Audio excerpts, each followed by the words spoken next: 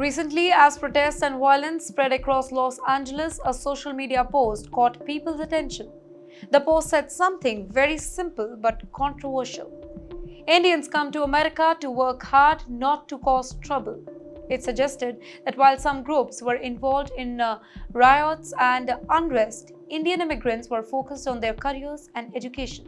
The post went viral not just because of what it said, but because of what it implied about other immigrant communities.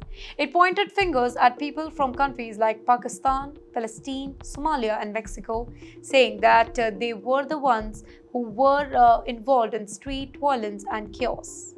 Well, that led to a heated discussion. Are Indian immigrants really that different? And is it really fair to compare communities like this? Let's understand this in a fair and thoughtful way.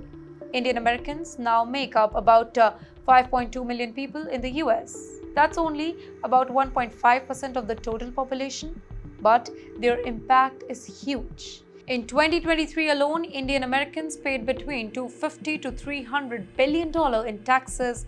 That's about 5 to 6% of all income tax collected in the US. Despite being such a small group, they are contributing a lot. They also play a big role in the economy. By the way, Indian Americans own about 60% of all motels and hotels in the US, lead 16 Fortune 500 companies, and form 25% of all international students in American universities. Many are working in tech, medicine, education, and business. In fact, their total contribution helped support over 11 million American jobs, directly or indirectly. Supporters of the post use these facts to say that Indians are more focused on building a life, not joining any kind of protest or riots. Work hard, stay quiet, and keep going forward.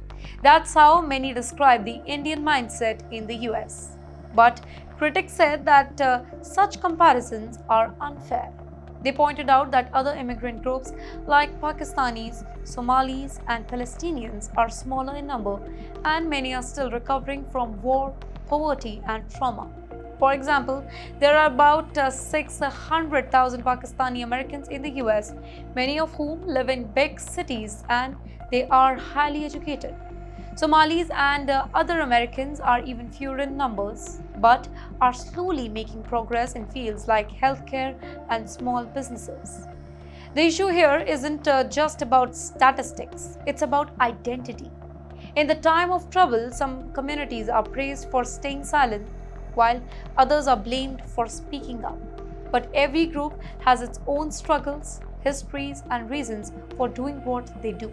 So yes, Indian Americans have made big contribution economically, socially, and professionally, but instead of dividing immigrant community, maybe the real lesson is to understand why people behave differently and how all the groups can help build a stronger, more equal society. In the end, the post wasn't just about Indians. It opened a window into how Americans see immigrants, who is appreciated, who is blamed, and why those story really matters.